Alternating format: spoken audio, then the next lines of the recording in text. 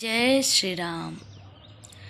जोग बीच भक्ति देव धुनि धारा, सोहति सहित सुबीरति विचारा। त्रिविध ताप न त्रासक्ति मुहानी, राम स्वरूप सिंधु समूहानी। दोनों के बीच में भक्ति रूपी गंगा जी की धारा ज्ञान और वैराग्य के सहित शोभित हो रही है।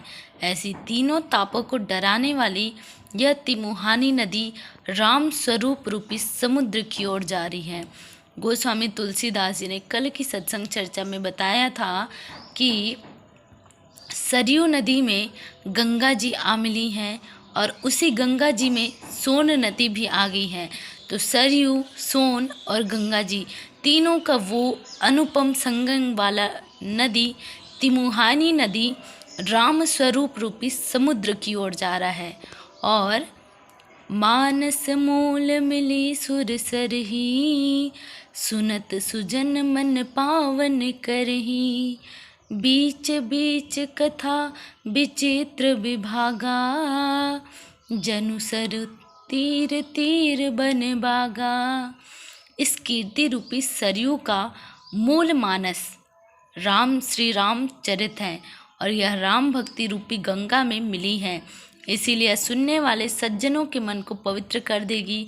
और इसके बीच बीच में जो भिन्न भिन्न प्रकार की विचित्र कथाएं हैं वे मानो नदी के तट के आसपास के वन और बाग हैं।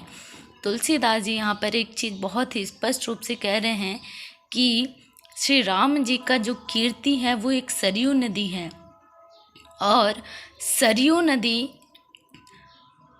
का जो उद्गम स्रोत है वह स्रोत है श्री रामचरितमानस, श्री रामचरित। और यह जो स्रोत है वो रामचरितमानस से निकल करके सरयू रूपी जो नदी है वो कीर्ति रूप में बह करके राम भक्ति रूपी गंगा जी में मिली हुई है। अर्थात जैसे राम जी की भक्ति हमें पावन कर देती है, वैसे भी वो सरयू नामक जो नदी है वो कीर्ति रूप में हमको राम जी के कथा सुनाते सुनाते हुए हमें पावन कर रही है। उसके आगे उमा महेश विवाह बराती, ते जलचर अनगिनत बहुभांति। रघुबर जन्म आनंद बधाई, भंवर तरंग मनोहर ताई।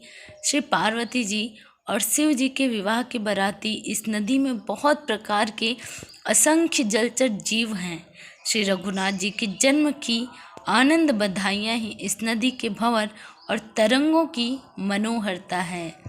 समझेंगे तो बहुत कुछ समझ आ जाएगा। जय श्री राम।